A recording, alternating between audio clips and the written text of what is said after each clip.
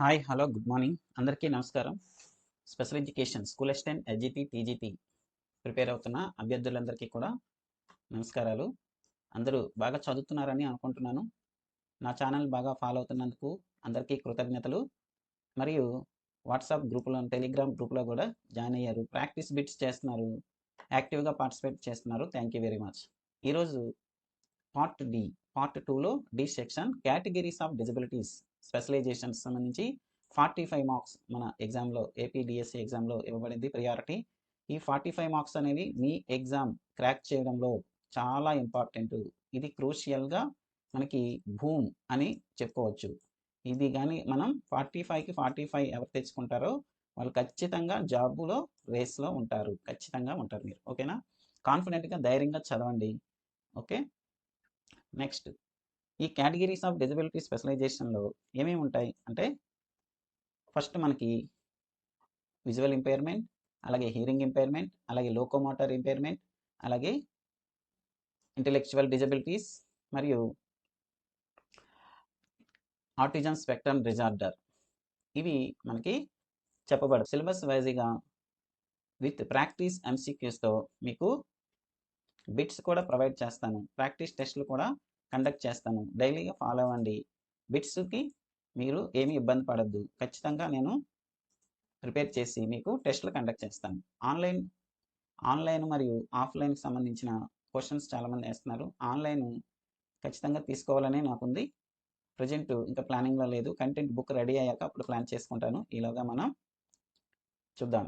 Okay. మీరందరూ కూడా క్లాస్ని, అలాగే త్వరలో రాబోతున్న మెథడాలజీ బుక్ మరియు కంటెంట్ బుక్ పిఐ బుక్ని మీరు చాలామంది ఆదరించినందుకు ధన్యవాదాలు.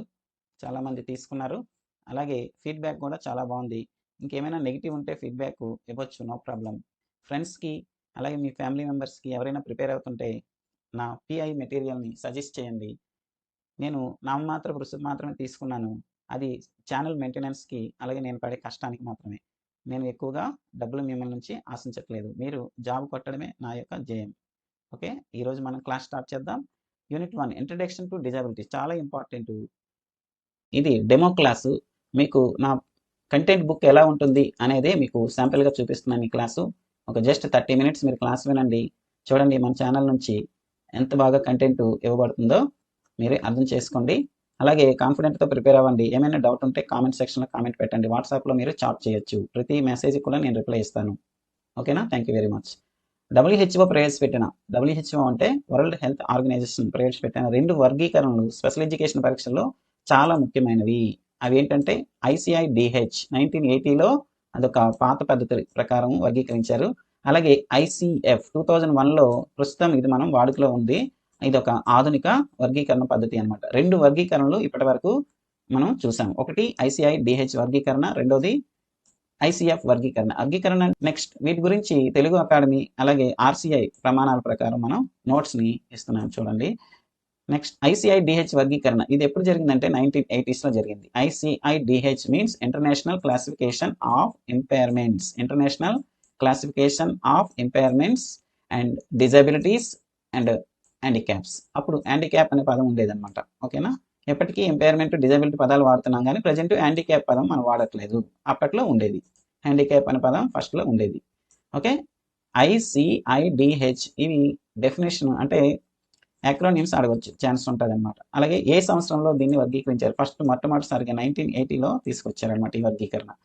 దీని ప్రకారం వైకల్యాన్ని ఒక వ్యాధి లేదా వైద్యపరమైన సమస్యగా చూసే లీనియర్ మోడల్ అని పిలుస్తాం దీన్ని. లీనియర్ మోడల్, ఇదొక లీనియర్ మోడల్. దీని ప్రకారం వైకల్యం అనేది ఒక వరుస క్రమంలో సంభవిస్తుంది. లీనియర్ అంటేనే వరుస అనమాట. లీనియర్ అంటే వరుస క్రమంలో సంభవిస్తుంది. చాలా సింపుల్. అంటే ఒక దాని తర్వాత ఒకటి వస్తుంది అనేది అప్పట్లో భావన అనమాట.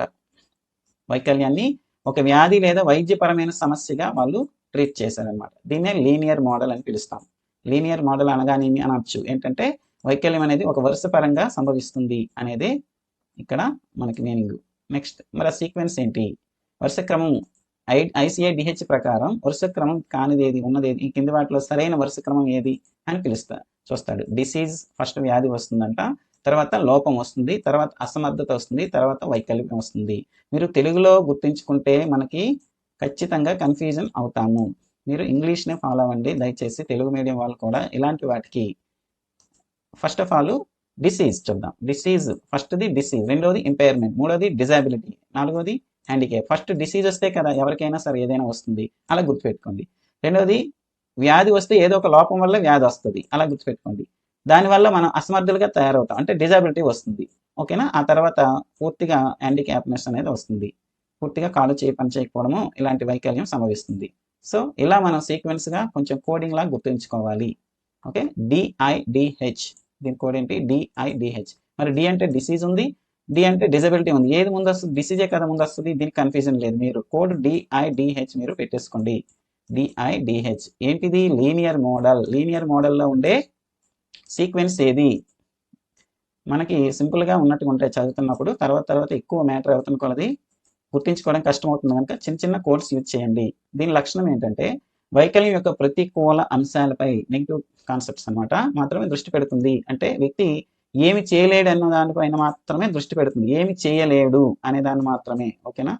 నెక్స్ట్ దీని యొక్క లిమిట్, అంటే ఈ క్లాసిఫికేషన్ యొక్క లిమిట్ ఏంటి అంటే ఇది కేవలం వ్యక్తిలో లోపాన్ని మాత్రమే చూస్తుందే తప్ప సమాజం పర్యావరణం కల్పించే అడ్డంకులను పెద్దగా పరిగణలోకి తీసుకోలేదు. సమాజం కూడా చాలా మంది అడ్డంకుగా మారుతారు, ఏ పని కూడా చేయనివ్వరు, ఇంక్లూడింగ్ పేరెంట్స్తో సహా. నీకు ఎందుకు రా, నువ్వు చేయలేవులే, నీకు కనిపించలే, ఇలాంటివి మనం వాడుతూ ఉంటాం టర్మ్స్.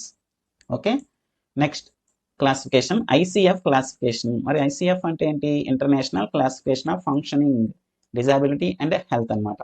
మరి డిహెచ్ లేదంటే లేదు, ఇక్కడ ఐసిఎఫ్ క్లాసిఫికేషన్ అంటారు. ఐసిఎఫ్ క్లాసిఫికేషన్, ఐసిఎఫ్ పూర్తి పేరు ఏంటి? International classification of functioning, disability and health. వైకల్యం పట్ల ఉన్న పాత దృక్పథాన్ని మారుస్తూ 2001లో WHO వాళ్ళు ఈ నమూనాను ప్రవేశపెట్టారనమాట. ఓకేనా? ఎవరు ప్రవేశపెట్టారంటే వరల్డ్ హెల్త్ ఆర్గనైజేషన్ వాళ్ళు. ఇది వైకల్యాన్ని కేవలం వైద్యపరంగా చూడడం కాకుండా సామాజిక మానసిక అంశాలను కూడా కలిపి చూశారనమాట. దాన్ని బయో సైకో సోషల్ మోడల్ అని పిలుస్తాం. ఫస్ట్ మోడల్ ఏంటి? Linear model. ఫస్ట్ మోడల్ ఏంటి? Linear model, disease, impairment, disability and handicap model అది. అలా కాకుండా రెండో మోడల్ ఏంటి? Bio psycho social model. Bio psycho social model అని పిలుస్తాం. ఇది ఇంగ్లీషు టర్మ్, తెలుగు వేరువేరుగా మీరు చూడకండి దయచేసి. టెర్మినాలజీ ఇంగ్లీష్లోనే మీరు అర్థం చేసుకోండి. బయో సైకో సోషల్ మోడల్ అంటే సామాజిక అంశాలు కూడా కలిపి చూసే మోడలే ఇది. దీని యొక్క ఉద్దేశం ఏంటంటే వైకల్యం అనే పదం కంటే క్రియాశీలత, ఫంక్షనింగ్, ఇందాక చెప్పాను డెఫినేషన్లో, ఫంక్షనింగ్ అనే పదానికే ప్రాముఖ్యత ఎక్కువ ఇస్తుంది. ఫస్ట్ మోడల్లో వైకల్యానికి ప్రాముఖ్యత ఇస్తే ఇప్పుడు ఫంక్షనింగ్కి ప్రాముఖ్యత ఇచ్చింది అనమాట ఈ మోడల్. అంటే ఒక వ్యక్తి తనకున్న పరిమితులతో సమాజంలో ఏ పని చేయగలడు అనే దానిపై దృష్టి పెడుతుంది. అంటే తనకున్న పరిమితులతో, తనకుండే హ్యాండిక్యాప్నెస్, డిజాబిలిటీని పట్టించుకోకుండా ఏదైతే పని చేస్తుందో దాన్ని ఉపయోగించుకొని ఏ ఏ పనులు చేయగలడో దానిపై మాత్రం దృష్టి పెడుతుంది. దాని మీదే ఇక్కడ హైలైట్ చేశారు. నెక్స్ట్ ఐసిఎఫ్లోని ప్రధాన భాగాలు ఏంటేంటి ఉంటాయంటే body functions and structures, activities, participation, contextual factors and environmental factors. ICF components of ICF are body functions and structures and activities and participation and contextual factors, also environmental factor. These are all including in ICF. Okay, next the sixth one also including their personal factors. So let's explain one by one. Body functions and structures, శారీరక విధులు మరియు నిర్మాణాలు, for example అవయవాల పనితీరు, ఇదొక ప్రధాన భాగం. Next ఏంటి? యాక్టివిటీస్, కృత్యాలు చేయడం అనమాట. ఒక వ్యక్తి చేసే పనులే యాక్టివిటీస్, ఫర్ ఎగ్జాంపుల్ నడవటం, పరిగెత్తడం, గెంతటం, ఆడుకోవడం. పార్టిసిపేషన్, భాగస్వామ్యం ఏంటి అంటే సమాజంలో ఆ వ్యక్తి పాలు పంచుకోవడం, ఫర్ ఎగ్జాంపుల్ సమాజం, పాఠశాల కూడా ఒక మినియేచర్ సొసైటీ. అలాగే ఉద్యోగం చేయడం, ఇలాంటి పనుల్లో భాగస్వామ్యం అవ్వడం. నెక్స్ట్ కాంటెక్చువల్ ఫ్యాక్టర్స్, సందర్భోచిత రకాలు అంటాం. సందర్భానుసారంగా ఏవైనా కృత్యాలు చేసినా పాల్గొన్నా సరే దాన్నే మనం కాంటెక్చువల్ ఫ్యాక్టర్స్ అని పిలుస్తాం. నెక్స్ట్ ఫర్ ఎగ్జాంపుల్ ఏదైనా ఇండిపెండెన్స్ డే జరిగినప్పుడు ఏదో ఒక సహాయం చేయడము, ఏదైనా చేయడం, ఇన్వాల్వ్మెంట్ అవ్వడం, డ్రాయింగ్లో ఇన్వాల్వ్మెంట్ అవ్వడం, ఇలాంటి కాంపిటీషన్లో పాల్గొనడం, అలాంటివి contextual factors. Next environmental factors, పర్యావరణం. ఎన్విరాన్మెంటల్ ఫ్యాక్టర్స్ ఏంటి? ర్యాంపులు, రైలింగ్. ర్యాంపులు, రైలింగ్ అంటే స్కూల్కి సులువుగా వెళ్ళడానికి వాళ్ళ కోసం ఒక ర్యాంప్ కడతారు. సో ఇలాగా స్లోప్గా ఉంటుంది, దానికి చిన్న గ్రిల్స్ ఇలా పెడితే పట్టుకొని వెళ్తూ ఉంటారు. వీల్ చైర్ కూడా ఈజీగా వెళ్ళిపోతుంది. దీన్నే మనం రైలింగ్ అంటాం. రైలింగ్ అంటే చిన్న జస్ట్ ఫెన్సింగ్ లాగా కడతాం. ఓకే, ఇలా ఉంటుంది. దీన్నే మనం ఇలాగా వీల్ చైర్ని తీసుకొని పిల్లవాడిని స్కూల్లోకి మనం తీసుకొని వెళ్తాం. ఇలా చేస్తే దాన్ని ర్యాంపింగ్ అండ్ రైలింగ్ స్ట్రక్చర్స్ కట్టడం అంటాం. సో స్కూల్కి వెళ్ళడానికి ఈజీగా ర్యాంప్స్ రైల్స్ కడతారు. రైలింగ్ అంటే చూడండి పట్టుకుంటూ వెళ్తాం, ఇక్కడ పట్టుకుంటూ వెళ్తాం, చిన్న మనకి ఐరన్ బార్స్ ఏవైనా సరే యూజ్ చేస్తారు దీనికోసం. నెక్స్ట్ ఎన్విరాన్మెంటల్ ఫ్యాక్టర్స్ అనేవి చాలా ఇంపార్టెంట్. అవి పర్యావరణం, ర్యాంపులో ఉండటం, సమాజం యొక్క వైఖరి కూడా చాలా ఇంపార్టెంట్. ఓకే, నెక్స్ట్ ఇక్కడ 6th వన్ ఒకటి చెప్పాం, పర్సనల్ ఫ్యాక్టర్స్ అని 6th వన్ పెట్టాం. పర్సనల్ ఫ్యాక్టర్స్ వయస్సు, విద్య, అలాగే ఆత్మవిశ్వాసం ఇవన్నీ కూడా పనిచేస్తాయి. సో ఈ 6 ఫ్యాక్టర్స్ కూడా మనకి ఐసీఎఫ్లో ప్రధానమైన భాగాలు. ఎందుకంటే సోషల్ కూడా, సమాజాన్ని కూడా ఇంక్లూడింగ్ చేశారు కనుక ఒక 6 రకాల ఫ్యాక్టర్స్ బాగా ఆ వైకల్యం ఉండే పిల్లల మీద పనిచేస్తాయి అని చెప్పారు. ఐసిఐడిహెచ్ వర్సెస్ ఐసీఎఫ్ చూడండి, ఇప్పటివరకు మనం చెప్పుకున్నది చాలా సింపుల్గా ఒక టేబుల్ రూపంలో తీసుకొచ్చాను. కంపారిటివ్గా ఇలా చదివితే మీకు చాలా ఈజీగా గుర్తుంటుంది. మీరు ఎగ్జామ్కి వెళ్ళినా సరే నా టేబుల్ ఖచ్చితంగా మీకు మైండ్లోకి వస్తుంది. చూడండి, ఐసిఐడిహెచ్ మోడల్ 1980, నెక్స్ట్ ఐసీఎఫ్ మోడల్ 2001. దీని దృక్పథం ఏంటి? ఇది మెడికల్, ఇది ఇంటిగ్రేటివ్ అనమాట. సామాజిక మరియు వైద్య రెండింటికి ఉంటుంది అనమాట. సైకో సోషల్ మోడల్ అని చెప్పాం కదా. నెక్స్ట్ ఇది లీనియర్ మోడల్, ఇది psycho social model. Okay, linear ఒకే వైపు సాగుతూ ఉంటుంది, ఇది ఇంటరాక్టివ్, పరస్పరంగా రెండు వైపులా కూడా ఇంటరాక్ట్ అవుతూ ఉంటుంది. ఓకేనా, సైకో సోషల్ మోడల్ అంటాం. అలాగే ప్రతికూలమైనది అంటే హ్యాండిక్యాప్, డిజాబిలిటీ అనే పదాలకి వ్యతిరేకం అంటే అలాంటి వాడుతూ ఉంటాం. ఇది తటస్థమైనది మరియు సానుకూలమైనది, ఇది ఫంక్షనల్ స్కిల్స్ని ఇస్తుంది, అలాగే పార్టిసిపేషన్ కల్పిస్తుంది అనమాట. అందువల్ల ఇది చాలా బెటర్ అని చెప్పొచ్చు. అలాగే దీని యొక్క విజన్ ఏంటంటే లోపం పైన మాత్రమే ఇది ఎక్కువగా కాన్సన్ట్రేషన్ చేసింది. అలాగే ఇక్కడ ఆరోగ్యం మరియు సామర్థ్యంపై ఈ ఐసీఎఫ్ మోడల్ అనేది దృష్టి పెట్టిందని చెప్పొచ్చు. మెయిన్ ఉద్దేశం ఏంటి అంటే వ్యాధి యొక్క ఫలితమే అని చెప్పారు. ఇది పనితీరు మరియు ఆరోగ్యం యొక్క వర్గీకరణ, పనితీరు బట్టే మనం వర్గీకరించారు అని చెప్పుకోవచ్చు. ఈ విధంగా ఐసిఐడిహెచ్ మరియు ఐసీఎఫ్ని మనం సింపుల్గా ఒక టేబుల్ రూపంలో ఇలా నోట్స్ రాసుకొని ఈజీగా మీకు ఇచ్చాను, రాసుకొని చదవండి. డిఎస్సిలో ఎలా వస్తుంది, ఐసీఎఫ్ ఎప్పుడు ప్రవేశపెట్టారు, ఇది జస్ట్ విత్ ఇక్కడ ఒకటే కాదు ఒకసారి అడిగారు, టెట్లో కూడా అడిగారు.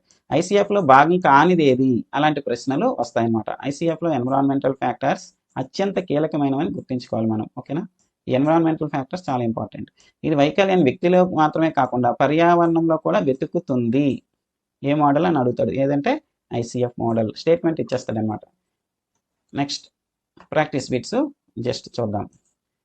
According to the ICIDH model which level does impairment occur, ఏ నమూనా అంటే ఏ స్థాయిలో సంభవిస్తుంది ఐసిఐడిహెచ్ ప్రకారం వైకల్యం అనేది ఏ స్థాయిలో అని అన్నాడు. ఓకేనా, ఇన్ విచ్ లెవెల్, ఏ స్థాయి అంటే ఆర్గాన్ లెవెల్, ఇండివిజువల్ లెవెల్, అలాగే social level and environmental level. ఓకేనా, ఫస్ట్ మోడల్ కనుక ఇది వైద్యపరమైనది కనుక ఆర్గాన్ లెవెల్ మనం ఆన్సర్ చేయాలి. ఓకేనా, next in which year did the World Health Organization introduce ICF, ఐసీఎఫ్ని మనం ఇప్పుడే చెప్పుకున్నాం కదా, ఐసీఎఫ్ని ఎప్పుడు ఇంట్రడ్యూస్ చేశారు, ఆన్సర్ కామెంట్ చేయండి. నెక్స్ట్ ఇది 2001. Next bit, what is the minimum percentage of disability required the categorised as a bench mark disability, bench mark disability అని మనం వర్గీకరిస్తాం కదా, ఆ బెంచ్ మార్క్ డిజబిలిటీ యొక్క పర్సంటేజ్ ఎంత, 40%.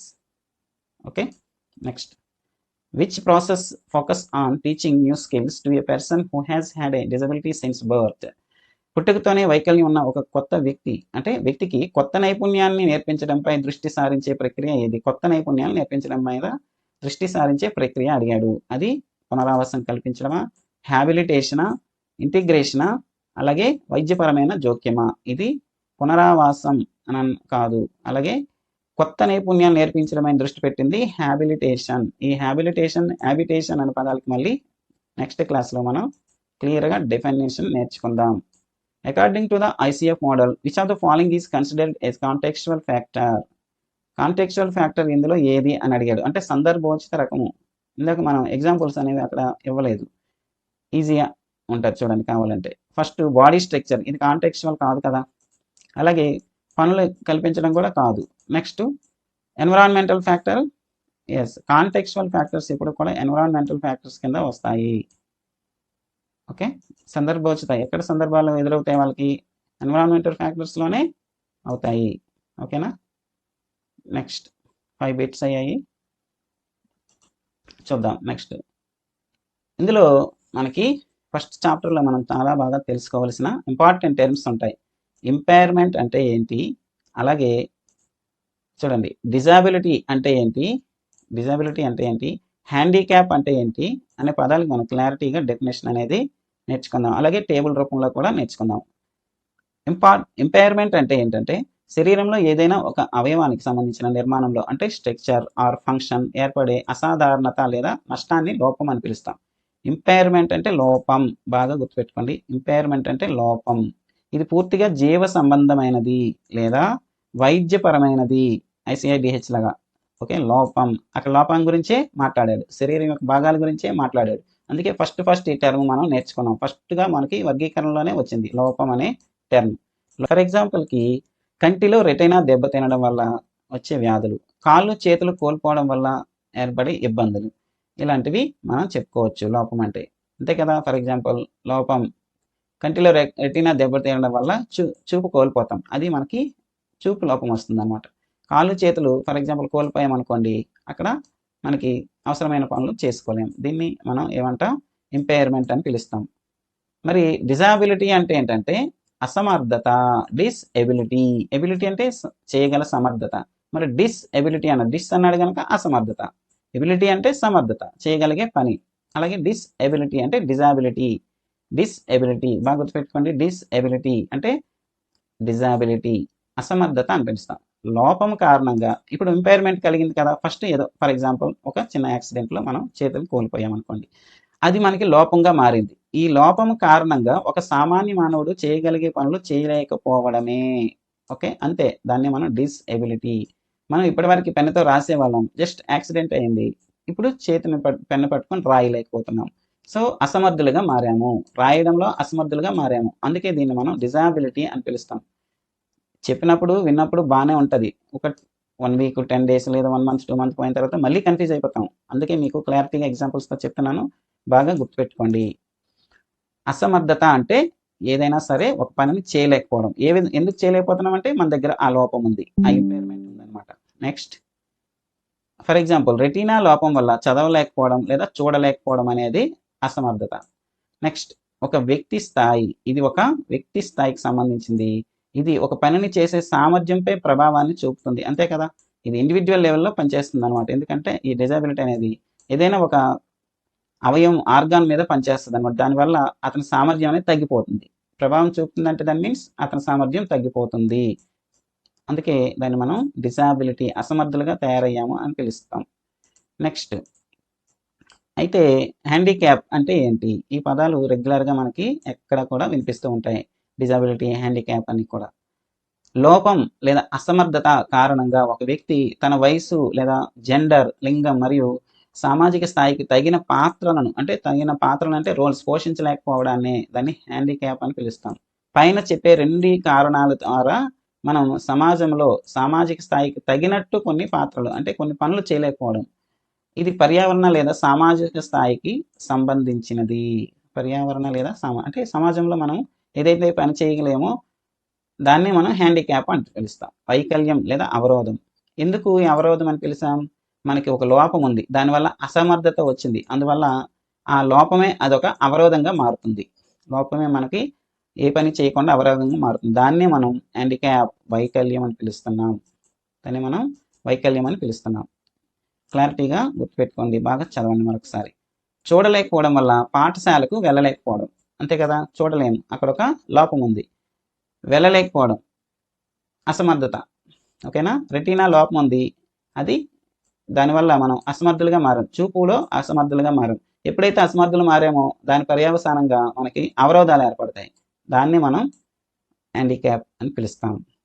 కీ పాయింట్ ఇక్కడ ఏంటంటే ఇది సమాజం మరియు పర్యావరణం సృష్టించే అడ్డంకులపై ఆధారపడి ఉంటుంది. ఓకే, మరి ఈ టాపిక్ని మనం చిన్న టేబుల్ రూపంలో గుర్తించుకుందాం. స్టడీ మెటీరియల్ ఈ విధంగా ఉంటుందండి. కావాల్సిన వాళ్ళు నాకు వాట్సాప్ గ్రూప్లో జాయిన్ అయ్యి పర్సనల్గా మెసేజ్ చేయండి. లోపం, అసమర్థత, వైకల్యం మధ్య చిన్న మనకి కంపారిజన్గా టేబుల్ తీసుకొచ్చాను చూడండి. ఫస్ట్ది ఇంపైర్మెంట్ ఏమో వస్తుంది, దానివల్ల డిజబిలిటీ వస్తుంది. డిజబిలిటీ నుండి హ్యాండిక్యాప్ వస్తుంది, IDH అని పిలుస్తాం. దీని కోడ్ ఏంటి? IDH, impairment, disability, handicap. మరి ఇది ఏ స్థాయిలో పనిచేస్తుంది? ఈ 3 కూడా ఏ స్థాయిలో అంటే ఇంపైర్మెంట్ అనేది ఆర్గానిక్ లెవెల్ అనమాట. ఆర్గాన్ లెవెల్ అంటే అవయవ స్థాయి. రెండవది వ్యక్తి స్థాయి, మూడవది సామాజిక స్థాయి. చూడండి, అవయవ స్థాయిలో లోపం ఏర్పడితే వ్యక్తి అసమర్థుడిగా మారతాడు, సమాజంలో తిరగలేడు, సమాజంలో చేసే పనులకి ఆటంకం కలుగుతుంది. ఆ విధంగా గుర్తుపెట్టుకోండి, చాలా ఈజీగా ఉంటుంది మీకు. నెక్స్ట్, దాని యొక్క స్ట్రక్చర్, ఫంక్షన్ అంటే నిర్మాణం లేదా దాని ప్రభావం దేని మీద పడుతుందంటే ఏదైనా ఒక ఆర్గాన్ యొక్క స్ట్రక్చర్ మీద పడుతుంది లేదా దాని పని మీద పడుతుంది. నెక్స్ట్, డిజబిలిటీ అనేది పని చేయటం మీద పడుతుంది, యాక్టివిటీ మీద పడుతుంది. అలాగే హ్యాండిక్యాప్ అనేది దేని మీద ప్రభావం చూపుతుందంటే సామాజిక పాత్ర, సోషల్ రోల్, సొసైటీలో ఉన్నప్పుడు తన యొక్క రోల్లో పడుతుంది, తన పాత్ర పైన పడుతుంది, తను చేసే పనుల పైన పడుతుంది. అలాగే ఒక అవయవం యొక్క స్ట్రక్చర్ మీద ప్రభావం పడుతుంది. ఇలాగా డిఫరెంట్గా ఉంది. నెక్స్ట్, సెంటర్, మెయిన్ కేంద్ర బిందువు ఏదంటే ఇది ఇంపైర్మెంట్ అనేది వైద్యపరమైనది, డిజబిలిటీ అనేది క్రియాత్మకమైనది, హ్యాండిక్యాప్ అనేది పర్యావరణాత్మకమైనది. ఈ మూడు చూడండి. స్టేట్మెంట్కి ఇచ్చే ఛాన్స్ హైయెస్ట్ ఎక్కువగా ఉంది. చూడండి, impairment is related to medical statement. ఇక్కడ మనం ఏం నేర్చుకున్నాం? ఇంపైర్మెంట్ అనేది వైద్యపరమైనది, డిజబిలిటీ అనేది ఒక క్రియాత్మకమైనది, హ్యాండిక్యాప్ అనేది పర్యావరణాత్మకమైనది. ఓకేనా, పర్యావరణపరమైనది. బాగా గుర్తుపెట్టుకోండి. సో ఇక్కడ యాక్టివిటీ లిమిట్స్, కార్యకలాపాల పరిమితి ఎలా ఉందో చూద్దాం. ఐసిఎఫ్ అంటే international classification of functioning, disability and health. So దీన్ని ఐసిఎఫ్ అని మూడే, కానీ డెఫినేషన్ అంటే యాక్రోనిమ్ చాలా ఎక్కువ ఉందన్నమాట, గుర్తుంచుకోవాలి. ఫంక్షనింగ్, డిజబిలిటీ, హెల్త్ అనేది మీరు గుర్తుంచుకోండి. ఇది ఎప్పుడుది? 2001. అయితే ఇక్కడ మనం ఒక వ్యక్తి ఏదైనా ఒక పని లేదా కృత్యాన్ని నిర్వహించడంలో ఎదురయ్యే ఇబ్బందులను కార్యకలాపాల పరిమితి అని పిలుస్తాం. కార్యకలాపాల పరిమితి, లిమిట్ అనమాట. దీన్ని డిజబిలిటీకి ఆధునిక రూపం, ఇది డిజబిలిటీకి ఆధునిక రూపం, కార్యకలాపాల పరిమితి అని పిలుస్తున్నారనమాట ఇప్పుడు. Okay, next 5th point, habilitation. మీకు ఇప్పుడే ఎవరిస్తానని చెప్పాను. హ్యాబిలిటేషన్ అంటే ఏంటి, రీహాబిలిటేషన్ అంటే ఏంటి, చాలా చాలా ఇంపార్టెంట్. స్టేట్మెంట్ 1 హ్యాబిలిటేషన్ ఈజ్ ఫలానా అని చెప్తాడు. స్టేట్మెంట్ 2 రీహాబిలిటేషన్ ఈజ్ దాని డెఫినేషన్ ఇస్తాడు. సో ఈ రెండింటికి మనం statement 1 correct, 2 correct, both correct, 1 right 2 తప్పు, ఇలా మనం స్టేట్మెంట్ ఖచ్చితంగా ఇలాంటి బిట్లకి ఇక్కడే వస్తాయి ఆన్సర్లు. ఓకేనా, బిట్స్ ఫ్రేమింగ్ కూడా ఇలాంటి వాటి మీద జరుగుతుంది. అంటే కాన్సెప్ట్ మీకు వచ్చా రాదా టెస్ట్ చేస్తాడు, బేసిక్ మీకు వచ్చా రాదా టెస్ట్ చేస్తారు. సో హ్యాబిలిటేషన్ అంటే ఏంటంటే పుట్టుకతోనే వైకల్యం ఉన్న వ్యక్తులకు చిన్నతనంలోనే వికాస లోపాలు ఉన్నప్పటికీ వారు తన దైనందిన జీవితాన్ని గడపడానికి అవసరమైన కొత్త నైపుణ్యాలు నేర్పించడాన్ని హ్యాబిలిటేషన్ అంటాం. అంటే కొంతమంది వ్యక్తులు పుట్టుకతోనే కొన్ని లోపాలను కలిగి ఉంటారు, అప్పుడు వాళ్ళలో డెవలప్మెంట్ అనేది జరగదు, వికాసం అనేది జరగదు. అలాంటప్పుడు దైనందిన జీవితాన్ని కూడా గడపడానికి ఇబ్బంది పడుతూ ఉంటారు. వాళ్ళకి నేర్పించే కొత్త నైపుణ్యాలే హ్యాబిలిటేషన్. బాగా గుర్తుపెట్టుకోండి. ఫర్ ఎగ్జాంపుల్, పుట్టుకతో ఒక బ్లైండ్ పీపుల్ ఉన్నారనుకోండి, వాళ్ళు సమాజంలో ఈజీగా తిరగడానికి, చదువుకోవడానికి మనం బ్రెయిల్ లాంగ్వేజ్ నేర్పిస్తాం. ఈ బ్రెయిల్ లాంగ్వేజే రీహాబిలిటేషన్ కాదు, హ్యాబిలిటేషన్ పిలుస్తాం. ఓకేనా, ఇది హ్యాబిలిటేషన్. అలా మనం కొన్ని సౌకర్యాలు, కొత్త నైపుణ్యాలు నేర్పిస్తే దాన్ని హ్యాబిలిటేషన్ అని పిలుస్తాం. హ్యాబిలిటేషన్ అంటే హ్యాబిట్గా కొత్త నైపుణ్యం నేర్చుకోవడం, అలా గుర్తుంచుకోండి. ఓకే, షార్ట్ కట్స్ కూడా మీకు నేర్పిస్తున్నాను, జాగ్రత్తగా గుర్తుపెట్టుకోండి. హ్యాబిట్గా మనం కొత్త నైపుణ్యాన్ని నేర్చుకుంటాం అని గుర్తుపెట్టుకోండి. నెక్స్ట్, రీహాబిలిటేషన్ అంటే ఏంటంటే ఏదైనా ప్రమాదం లేదా అనారోగ్యం కారణంగా కోల్పోయిన సామర్థ్యాలను మళ్ళీ తిరిగి పొందేలా చేయడమే, లేదా ఉన్న సామర్థ్యాలను మెరుగుపరచడాన్ని పునరావాసం అని పిలుస్తాం. పునరావాసం అంటే రీహాబిలిటేషన్. అనారోగ్య కారణం అవ్వచ్చు, ప్రమాదం అవ్వచ్చు, అలాంటి కారణాల వల్ల కోల్పోయిన సామర్థ్యాలను మళ్ళీ తిరిగి పొందేలా చేయడం.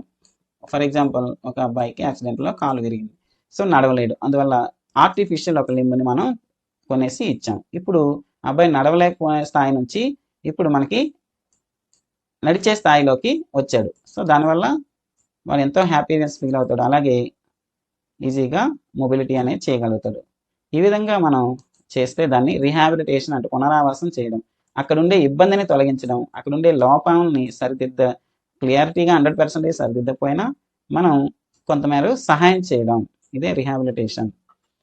ఉన్న సామర్థ్యాలను మెరుగుపరచడం, ఇది కూడా రీహాబిలిటేషనే. కోల్పోయిన నైపుణ్యాలు తిరిగి పొందేలాగా మనం ప్రయత్నం చేయాలి. నెక్స్ట్, ప్రమాదాల వల్ల లేదా మధ్యలో వచ్చే వైకల్యాలు, ఇవేంటి, దీని టార్గెట్ ఏంటి? రీహాబిలిటేషన్ టార్గెట్ అంటే ప్రమాదాలు లేదా మధ్యలో వచ్చే టార్గెట్ అన్నమాట, వైకల్యాలను టార్గెట్ చేస్తుంది.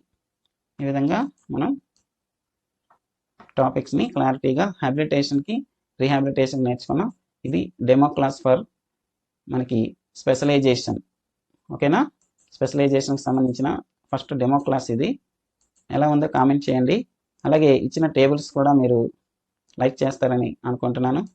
మీ అందరికీ ఈ క్లాస్ నచ్చినట్లయితే ఒక్క లైక్ కొట్టండి, ఎక్కువ మందికి రీచ్ అవుతుంది. అలాగే చాలామంది పిఐ మెటీరియల్ అలాగే మెటీరియల్ కావాలని మెసేజ్ పెడుతున్నారు. వాట్సాప్ గ్రూప్లో మీకు జాయిన్ అవ్వమని ఒక మెసేజ్ పంపుతున్నాను. జాయిన్ అవ్వి పర్సనల్గా మెసేజ్ చేయండి. Thank you very much. ఈరోజుకి మనం మంచి కాన్సెప్ట్ నేర్చుకున్నాం. చాలా కోర్ కాన్సెప్ట్ ఇది, బేసిక్ కాన్సెప్ట్. ఇందు నుంచి బిట్స్ ఖచ్చితంగా ఇప్పుడు చెప్పిన క్లాస్లో ఒక బిట్ డెఫినెట్గా మనం ఎక్స్పెక్ట్ చేయొచ్చు.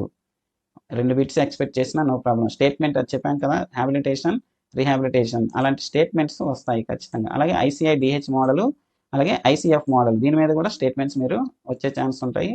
సమగ్రంగా నేర్చుకోండి. మీకు ఎలాంటి మెటీరియల్ అయినా సరే నేను క్రియేట్ చేసి అందిస్తాను, టెస్ట్లు పెడతాను. Thank you very much. Good night.